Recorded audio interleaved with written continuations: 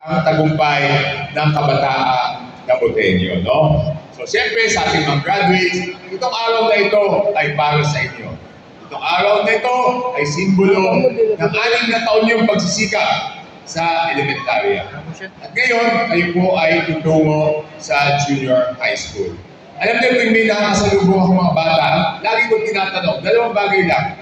Nag-aaral ba kayo lagi ng mabuti? Sumusunod ba kayo sa bilin ng inyong magulang? Diba?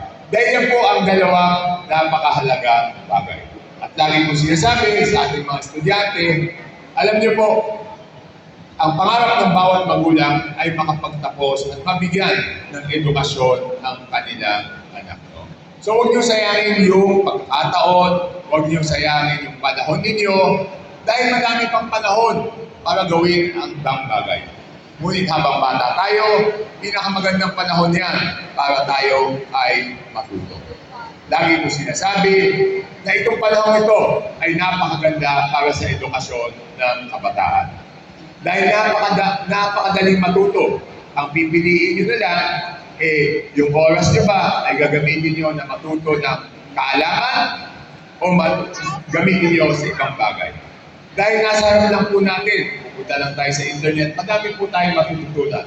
Yun lang nakadepende sa atin kung saan natin gagamitin ang ating panahon.